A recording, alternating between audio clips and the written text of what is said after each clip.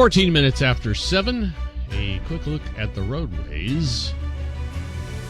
Westbound 50 slowing up at Watt Avenue now. Yolo Causeway still bad news. Westbound 80.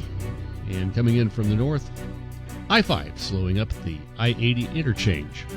Traffic brought to you by ZeroResSacramento.com. Here now is Dan. Dan, how are you? Oh, I woke up with a sore throat, so you'll pardon that if you don't mind. Well, I can't pardon anybody. Nope. Well, yeah. Hey, well, I'll go to Biden. He's pardoning people left and right, or at least he's about to. Dan and I were thinking along the same lines. Dan from Elk Grove. All roads lead to Obama. I mean, it's laughable when he said that he walked away scandal-free. No, he walked away not being caught because Republicans were too cowardly to confront him on a whole variety of things. I mean, just the first thing off the top of my head, Benghazi, Libya. What he was trying to do was destabilize that nation as part of the entire Middle East, which he almost succeeded. And Hillary Clinton was bringing weapons in Benghazi. That's why she got caught up in that thing. What they were doing was so horrific. They literally threw Ambassador Stevens under the bus, and he was killed horrifically. He was actually, I'm sorry to say, this morning, he was raped before he was killed. It was just a horrible tragedy, and all Hillary Clinton could say was, what difference does it make? She should have been ripped to shreds and never even seen the light of day after that. And no one paid a price. No one paid a price for that, even to this day. No, and chances are they never will. Well, there is a possibility that you can't. Even I was thinking about this. Even with Hunter Biden's pardon, you can't get him because that's how the law works. But that doesn't mean you can't keep mentioning what happened and what he did. And this is, I was listening to Joey Hudson at the beginning of his show. He's kind of making it seem like Republicans should just move on. That's the last thing you do. What you do is you should have a rallying cry because President Trump, moving forward with his new cabinet, especially his Justice Department.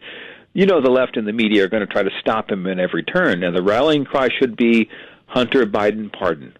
The Hunter Biden pardon was damning. It should never be forgotten. The media is going to try to drop this story, as soon as they can, even as early as this week. What the Republicans and President Trump need to do is keep that alive. You keep that going. That is so damning and so destructive if you continue to mention it, because it's indefensible. What Biden did yesterday, or Sunday night rather, was, and by the way, why is he doing this on a Sunday night? It was indefensible. So you keep that tragedy alive, and that's your weaponization. You've got to sell what you're going to do, and if you don't sell that, well, it all falls flat. But I think that's a good strategy moving forward. Hunter Biden pardon should be the rallying cry moving forward. Yeah, sadly, I think they're probably going to do what Joey Hudson suggested, which is they're just going to move on. Nothing to see here. Well, which is a horrible mistake. And I've said for years, there are ways to go about this. There's political ammunition that has been dropped in their lap virtually every week of this administration. Republicans, I mean, where's our Speaker of the House? I literally keep forgetting his name. Mike Johnson.